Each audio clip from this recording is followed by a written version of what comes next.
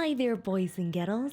My name's Megan if you're new here, and if not, welcome to Here She Lies, a horror podcast that will have you questioning everything you once held dear. Each week we'll explore another heart-stopping tale of terror. Some are true and others are just big fat fibs. It's up to you to decide which is which. I'm so excited to share with you something that I've been working on for quite some time. You may already know me from my true crime channel over on YouTube, megantruecrime, and although I love raising awareness for victims of violent crime over there, I wanted to create something spooky and fun that we could all be a part of, and I hope you enjoy watching as much as I've enjoyed creating. Now, the premise of the show is for you, my beautiful listeners, to determine whether the story coming up is based on true events or just a bunch of hocus pocus. If you're watching on YouTube, have your say in the comments box below. However, if you're tuning in via your favourite podcast app, head over to our latest post on Instagram at Here She Lies Podcast. Without further ado, welcome to episode 1 of Here She Lies. I call this one Whiteout. 911, what's your emergency? You calling me a liar? Oh my god, you coming? We are coming.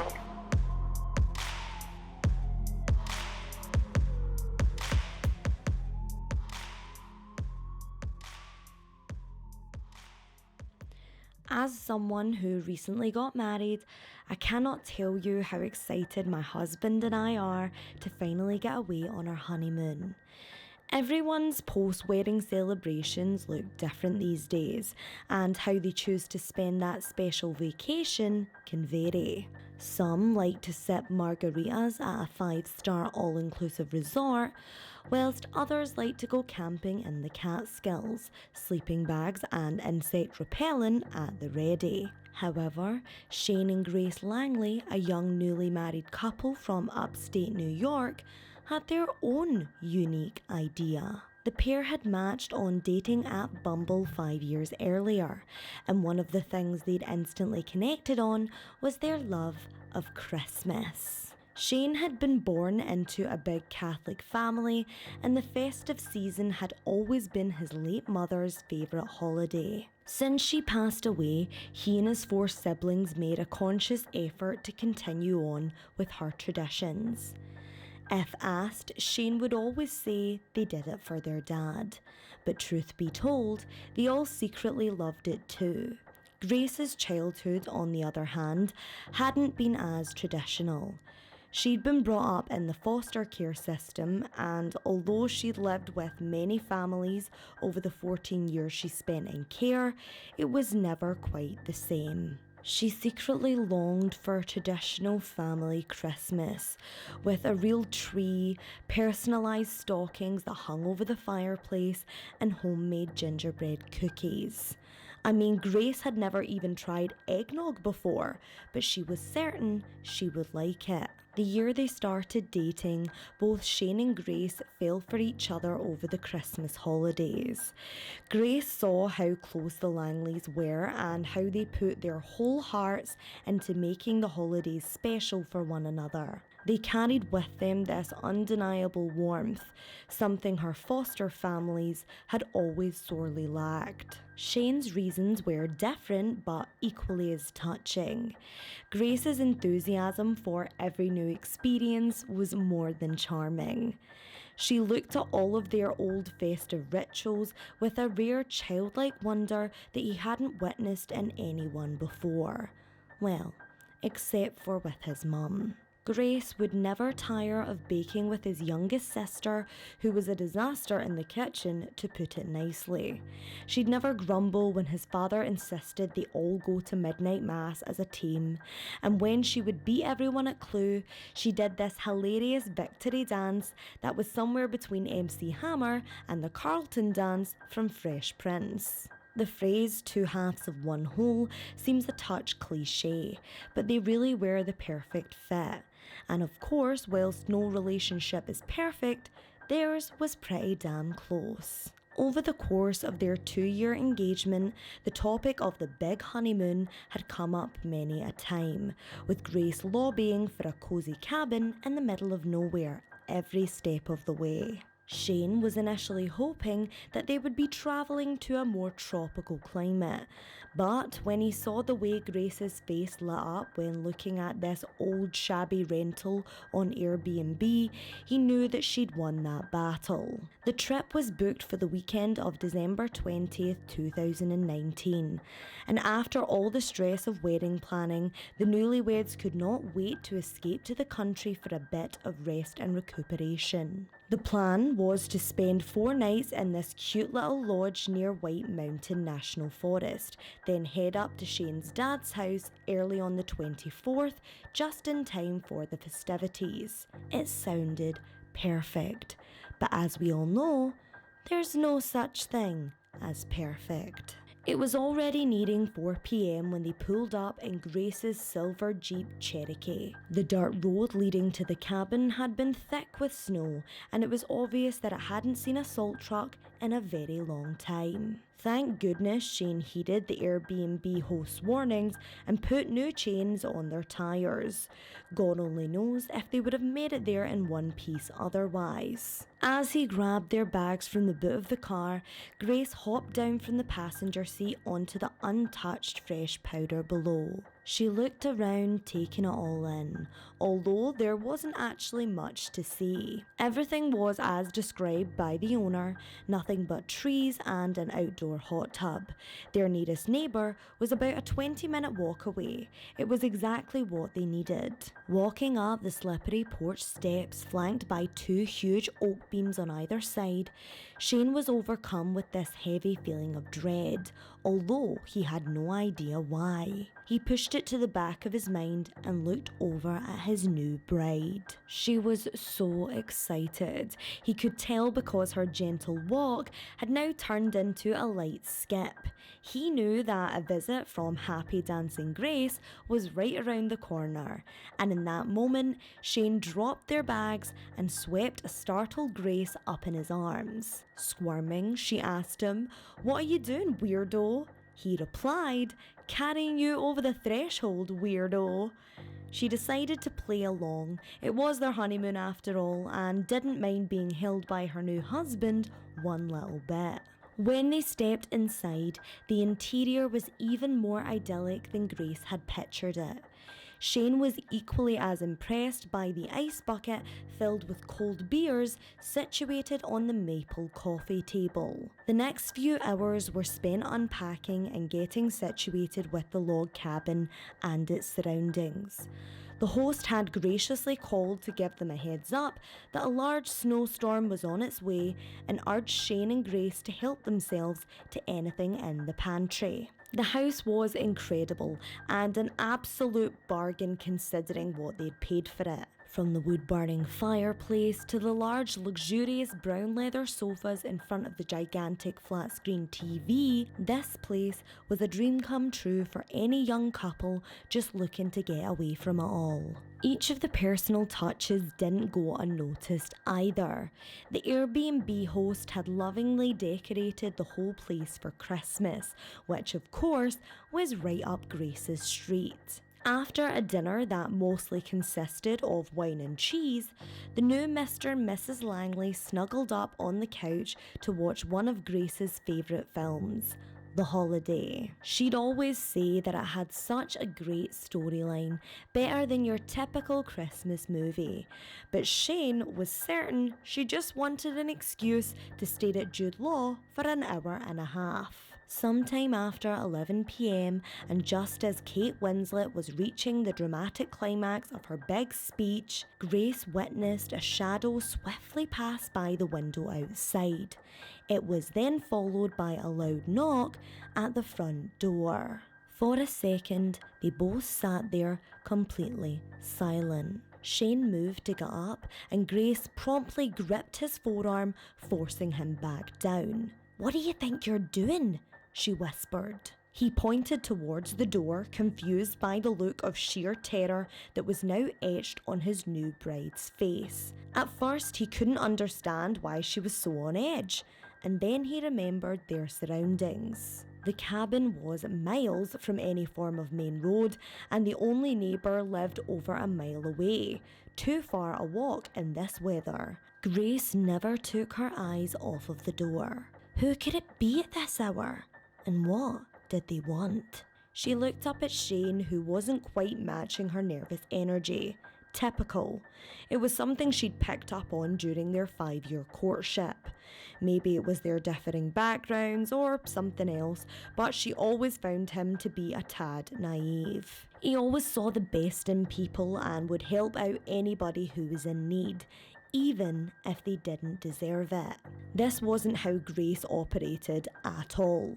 Growing up in the foster care system, she knew just how cruel the world could be, and she rarely gave people the opportunity to hurt her. After a few seconds that seemed like minutes, a noise from outside broke the silence.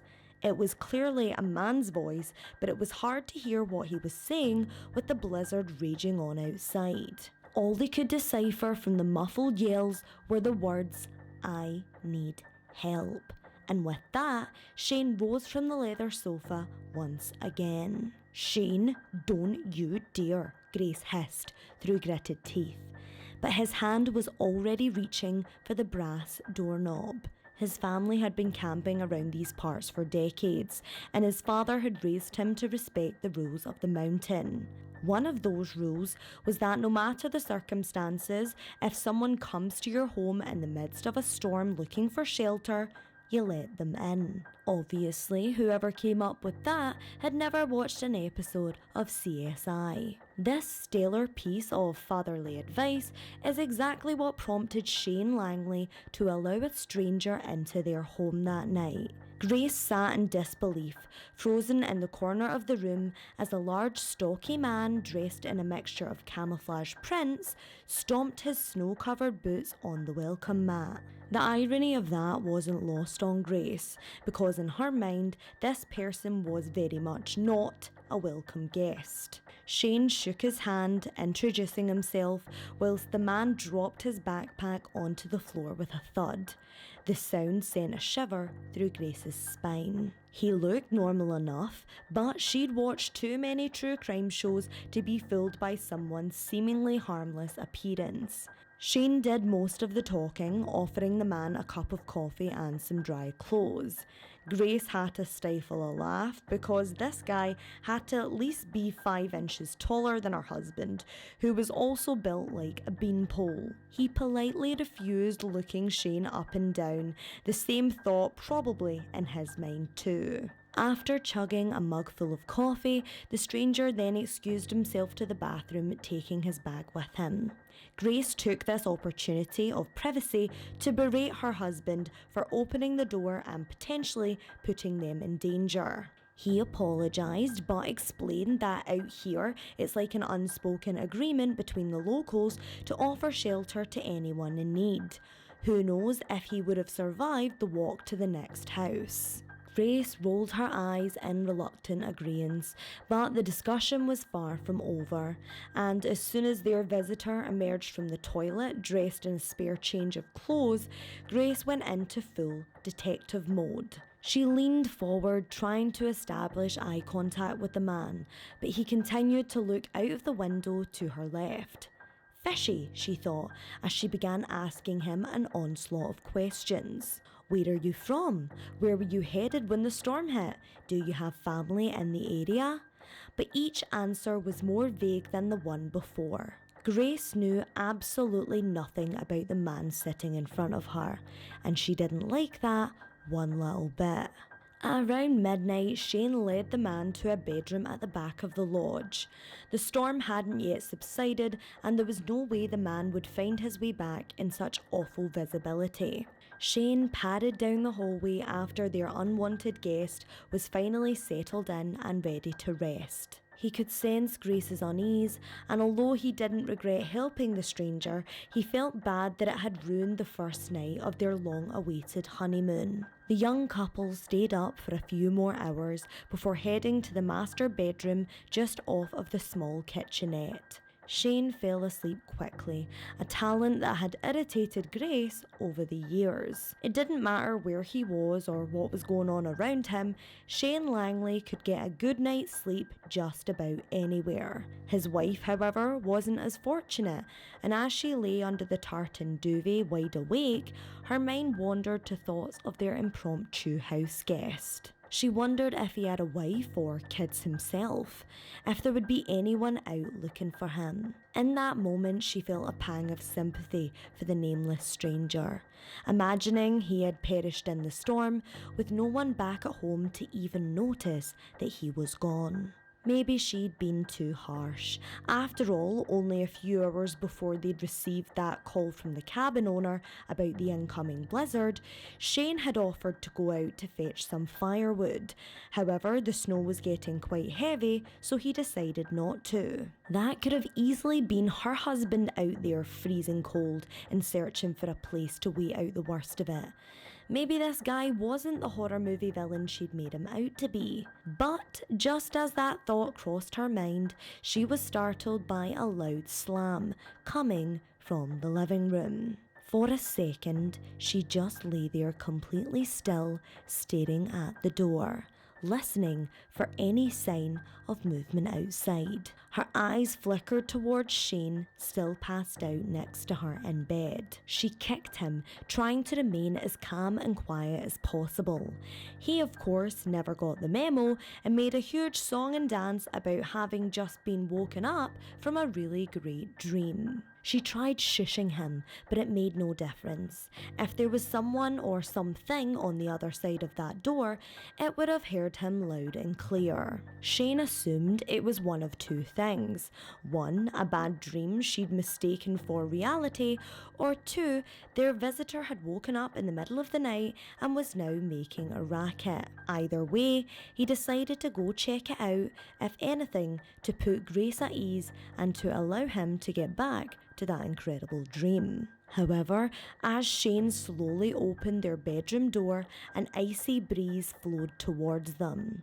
He stepped out and could now see that the front door was wide open, snow and other debris blowing inside. Grace trembled on the bed, little white goosebumps forming on her arms. She never took her eyes off of the maple door frame, waiting for Shane to return. It felt like he was gone for a lifetime, but in reality, it was only a couple of minutes before he appeared looking slightly puzzled. He explained that the front door had been left open, and that the big lofty stranger was now gone. His stuff too. Grace, equally as bewildered, asked if anything had been taken, and he replied, no. It just seemed so odd that he would leave without any word, and that he wouldn't even have the courtesy to close the door after he left. As they went over possible scenarios, they were again disturbed by a hard knock at the door. Shane looked at his phone. 5 a.m. He sighed, thinking to himself, not again. Getting up to answer, he grabbed the poker next to the fireplace. He wasn't taking any chances this time, and to be perfectly honest, this whole situation was starting to freak him out.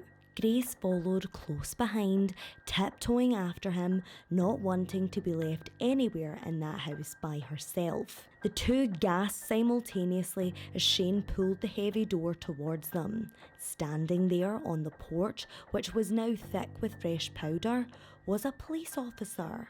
In the background, they noticed two cop cars with the cherries flashing on top. Hey there guys, sorry about the intrusion so late at night, but we're going door to door in the area.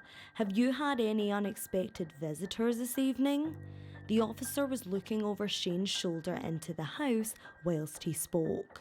Both exhausted and in shock, they told him about the man who'd sought shelter from them earlier that night. The second policeman, who was dressed in a shirt and smart trousers under a large puffer coat, possibly a detective, then left the cop car and joined his colleague in the doorway, asking more in-depth questions. Grace and Shane felt useless and a little stupid.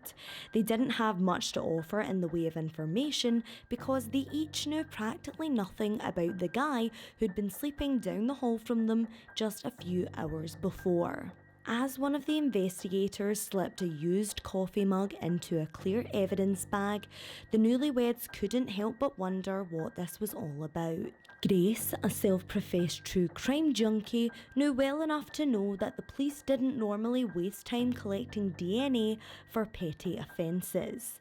Who was this man they had welcomed into their little oasis? The whole thing was giving Shane a bad vibe, so he decided to probe a bit deeper, but he could never have prepared himself for the cops' response. Apparently, at around 9:30 p.m, 911 dispatchers had received a call from the house just a mile down the road. The caller said nothing, but she managed to scream the most petrifying death rattle down the receiver before the landline went dead. By the time first responders made it there in the snow, she was already gone. Of course, they couldn't hand out the exact details of how she died, but they confirmed the manner of death was homicide and that there had also been a message of sorts left at the scene. For a moment, the young couple just stood there with their mouths hanging open, processing what they just heard. Shane had potentially allowed a killer into their home. He felt physically sick. Tears welled in Grace's eyes as she stared forward. "That poor woman," she said, her thoughts spilling out of her mouth. "Indeed, ma'am, indeed." "Was it someone she knew, like a husband or a boyfriend or something?" Shane asked. His wife had once told him that 60% of the time it's somebody the victim knew or had an intimate relationship with. He secretly hoped that this was the case and that their neighbour's killer was long gone. "The evidence would suggest it was an unknown assailant, and the message we found appears to back that up," the officer said, almost reluctantly avoiding Shane's gaze. The couple exchanged concerned glances. The detective clocked this, and as if he read their minds, followed up with, "But there's no proof that our guy and the man you met tonight are one and the same, so there's no need to panic until we know more." By the time the police were finished at the cabin, the sun was already visible between the mountains. 24 hours ago, Grace would have been mesmerised by the contrast of the warm oranges and pinks against those cool icy blues. But right now, it was taking everything she had not to throw up. Their honeymoon getaway had been tainted by a force of evil that neither of them could have seen coming. She thought of the strange man and the feeling of dread she'd felt the minute he knocked on their door. Was that her body, her feminine intuition trying to tell her something? Or was their visit totally unrelated to the grisly murder just 20 minutes away? One thing was for sure, she wouldn't be taking any chances, and they definitely wouldn't be staying there for one more night. Shane didn't even try to argue with her as she angrily stuffed her pajamas back into the suitcase. He'd spoken with the Airbnb host over the phone, who'd so graciously agreed to refund them for their stay with the mutual understanding that they wouldn't publicise their recent brush with death all over social media. The last thing he needed was his property being labelled as the murder cabin. Grace rushed around the house, placing the bed sheets and towels into the washing machine. She was itching to get out of there, but she didn't want to be rude. She made Shane come with her as she approached the back bedroom to strip off the duvet cover. To distract her from the horror of it all, they spoke about the next leg of their trip and how ready they were to put this entire ordeal behind them. As they chatted, Grace reached into one of the pillowcases where she found a folded up piece of A4 paper. On impulse, she unwrapped it to find a handwritten note scribbled inside. Shane looked on as his wife's face went a lifeless, ashy grey. "Call the police," she said, almost mumbling at first. followed by a shrill demand, "Call the fucking police." Shane did as he was told. Detective Morales had given the couple his phone number just in case they should remember anything of importance. As soon as Morales answered, Grace grabbed the phone from her husband's hand. "What was the message?" she barked, her eyes wide and wild. At first, he hesitated before she screamed again, "You said there was a message at the murder scene. What was it?" Morales sighed. "It was... Now you can't go repeating this, miss. It could mean my job." "What did it say?" she spat out, almost snarling. "Fine. It was a message written on the wall that said, 'You should have let me in.'" Grace sat on the edge of the bed. She could hear both Detective Morales and Shane asking her questions, but she zoned out, transfixed on the note in her hand. Saying nothing, she held it up to Shane. The words written in a sloppy red substance sent the bile churning in his stomach rushing to the surface. "Aren't you glad you let me in?" Yes, boys and girls. As a young kid, Shane Langley was taught to respect the rules of the mountain. And thank goodness, because some people take those rules very seriously, especially during a whiteout. The end. So, what did you make of that one, gremlins? Did the story of the honeymoon from hell shiver your timbers? Or did you feel like you were being fed a big pack of lies? Were Grace and Shane Langley a real couple whose romantic getaway was interrupted by a deranged madman? Or have I just got a really vivid imagination? I guess you'll just have to wait and see on the next episode of Here She Lies. In the meantime, stay away from Google and have your say. If you're watching on YouTube, make your predictions in the comments box below. And if you're listening via your favourite podcast app, then head over to our latest post on Instagram at Here She Lies Podcast. Please give this video a big thumbs up and hit that subscribe button. You can also leave a 5-star review if you've enjoyed this week's episode. For all my true crime fans out there, tune in to our true crime podcast Killer Weekend every Friday. Thank you to everyone who's already supported episode 1 of the Here She Lies podcast. Please bear in mind, this is my first podcast attempt. The audio will get better, so will the visuals, and so will this bloody awful green screen. That brings us to the end of this week's show, and I thought we could finish up with a little game of 2 truths and a lie. So here we go. Fact number 1. I've never tried salmon before. Fact number 2, I have a tattoo of a fairy on my butt cheek. And fact number 3, my nickname was Ronaldinho in high school. On that deceitful note, I bid you adieu. Find out next week if it was false or if it was true. Good night. 911, what's your emergency? You calling me a liar? Oh my god, you coming? We are coming.